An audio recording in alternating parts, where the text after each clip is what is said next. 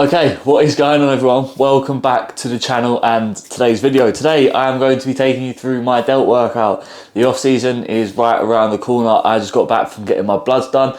So once got that back, we'll know my set point ready to start the off season good and proper and put on a good amount of size. But without further ado, I'm going to take you into my delt workout because there's a little bit in there that has changed from the last delt workout. So without further ado, I'm going to jump into it. Okay, so exercise 1, we've got this prime plate loaded shoulder press, machine press. You can see that the weight is distributed across the top and the middle peg. The middle peg is the mid-range and the top peg is the beginning range of the movement. I've put more emphasis on that beginning range in the lengthen position to really work the delts in the stretch, where obviously the most growth occurs in the stretch, so put some more tension in there. And especially because I have implemented a dead stop technique into this movement, whereas I stop the stoppers here and then go again, having that tension in the length and range means that I can really start with the tension on the delt here and finish with it still on the delt at the end of the movement. Working up usual period style of training here, 5 by 10. As you can see, I'm keeping more load on the top peg than the middle peg, but as I'm increasing, I keep it at a 2-to-1 ratio roughly. So you'll see I have 20 to 10 and then I go like 30 to 15, that sort of thing. Trying to keep it in that 2 to 2.5 to 1 ratio, as like I said, I'm really trying to put emphasis on that length and range here and that tension on the beginning of the movement. With this machine in particular, you want to push your bum a little bit forward and push back as the machine arcs like this as it presses. If you're seated directly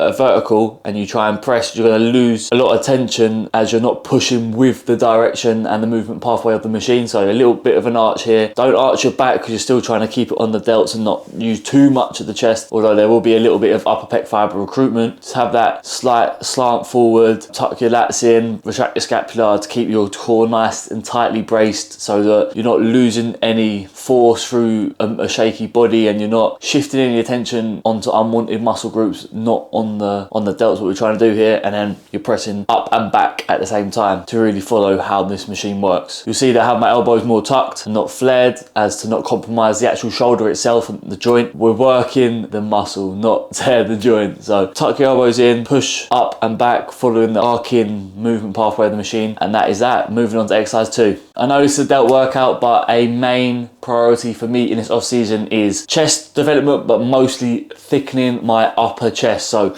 like I said with the first exercise, you're getting a little bit of chest fibre, which is all well and good anyway, the more the better, but especially for me it's very useful. So I've taken out my second shoulder pressing movement and made it more of a high incline pressing movement to place a little bit more onto the upper chest, but still keeping some contribution of the front delt as it is a delt workout. So I've got this dumbbell press, high incline, again 5 by 10, with the top set being a little bit lower in reps, so aiming for more of that 6 to 8 range, but the sets prior all 10s and then 6 to 8 at the end for that final top set. And as you can see, because we're only doing one chest movement in this workout, I did a little drop, so I got as many as I could with that heavier one and then just dropped to a lighter load and push some extra reps. You see I do some partials just to really fatigue the chest, get the most out of the chest that I can, because we're not going to be touching the chest for the rest of the workout. All the setup techniques, tips and the cues are the same. Obviously not sliding the bum forward on this one because it's free weight, not on the machine, so you haven't got to set up to fit the machine. You set up to fit your own mechanics using the dumbbells, but still scapula retracted, elbows tucked, pressing up and pushing through your elbows and not through your wrists to really get the tension through your chest and not your arms. You'll see that I'm doing slight pauses in the length and range. Like I said, we're emphasizing the importance of the length and range to really stretch that muscle, fill it up with blood and provide ourselves with the best opportunity to get the most stimulus and therefore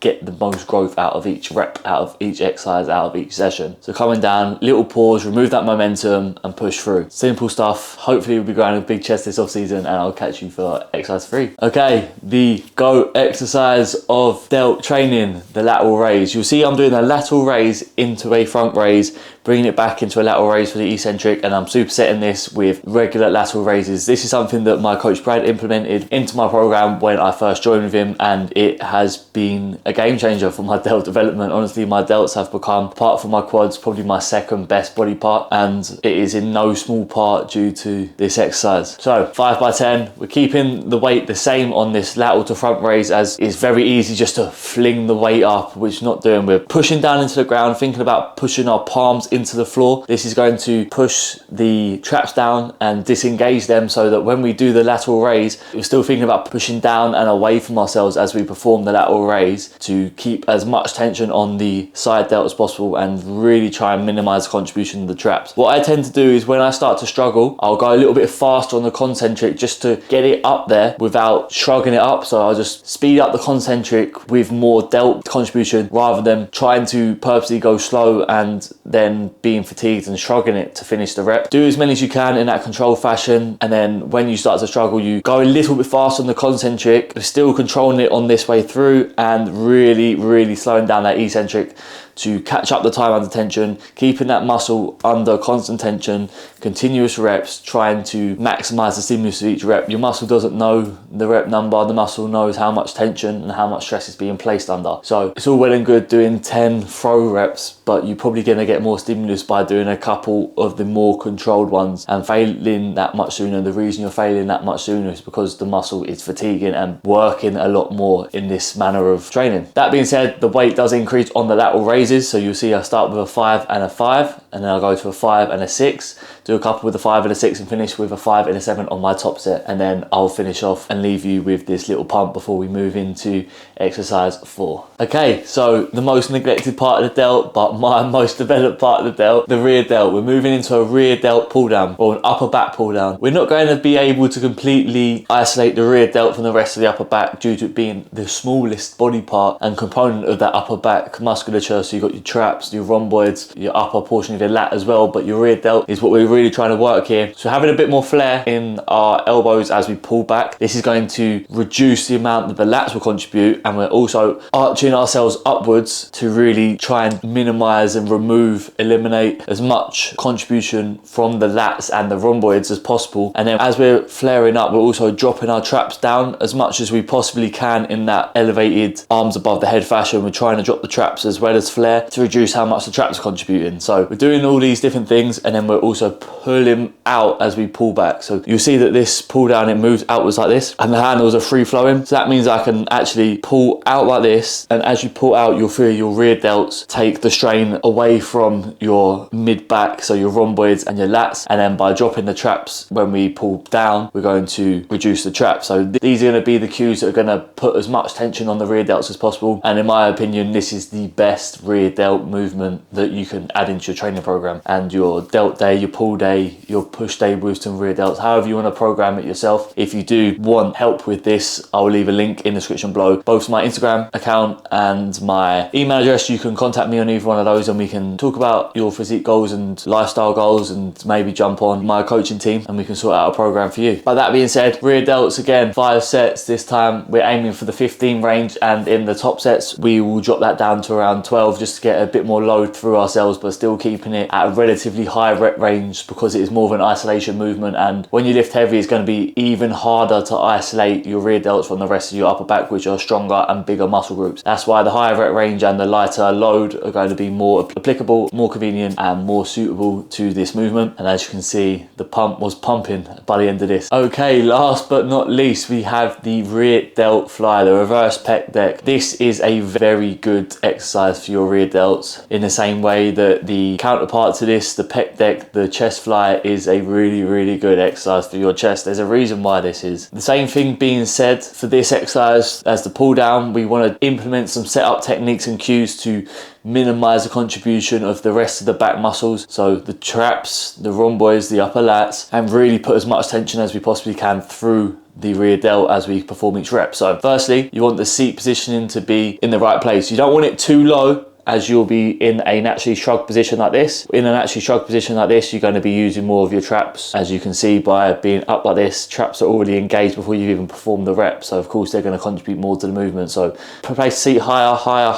Don't want to be too low, as you'll be putting the tension further down the back, and you'll be more likely to use your lats, and you're going to find it's going to be harder to keep protracted, and you're going to naturally retract as you pull when your arms come downwards. So you want to find that middle ground where you're not too low down that your arms are this high, high and not too high up where your arms are below your nipple range. You want to be, I'd say, in a point where you're just below perpendicular with your torso. To further emphasize this, you can put your bum a little bit further back on the seat so that you're pushed forward a little bit. This will allow your body to naturally protract, so your scapula is going to protract. So retract is when they come back, like you want to do in your pressing movements, but for this fly you want to be protracted, so a little rounded, so that your shoulders are brought forward and therefore they're closer to the machine, closer to the load than the actual back itself from your torso. And then when you perform the movement, it starts more on the rear delt, and when it starts more on the rear delt, the tension is more likely to stay on that rear delt if you reduce momentum and don't throw the weight around, as you can feel that tension from the start. So you can play around with how you want to keep the tension on that muscle, the mind muscle connection. So get in that position, protracted on the seat so that your traps are dropped, and then you can kind of like, when you use a load, you can kind of like press against the machine to feel whether it's on your rear delt or not, and then keep it through the fly movement. Again, 5 sets of 15 on this. Like I said with the previous exercise, you want to isolate this muscle as much as possible. It's an isolation movement, therefore the load is a bit lighter and the reps are a bit higher to keep the tension at its maximum. Because if you use a light load and a light rep range, they cancel each other out and you don't get enough stimulus. If you use a high load, you won't be able to achieve that high rep range without using the bigger muscle groups, so like your upper back muscles rather than the rear delt. So that is why we use a lighter load, so that we can keep the tension on the rear delts, and use a higher rep range so we can actually get enough stimulus through the rear delts to cause adaptation for the muscles to grow. So 5 by 15, like I said, and finishing off with a little drop set on that final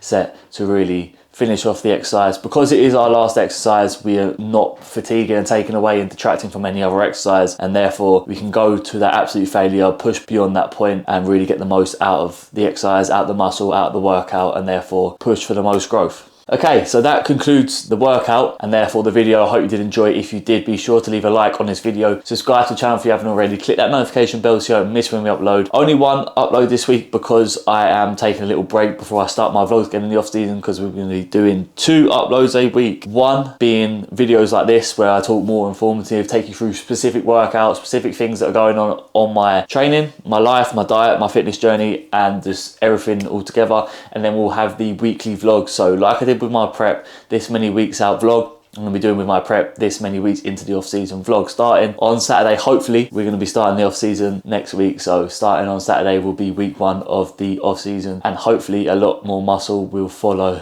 in suit. So like I said, leave a like, subscribe to the channel, click the notification bell, share this video to a friend to help them grow their delts, and leave a comment down below of what other workouts or anything you want to see in my coming videos. That is that, and I'll catch you in the next one.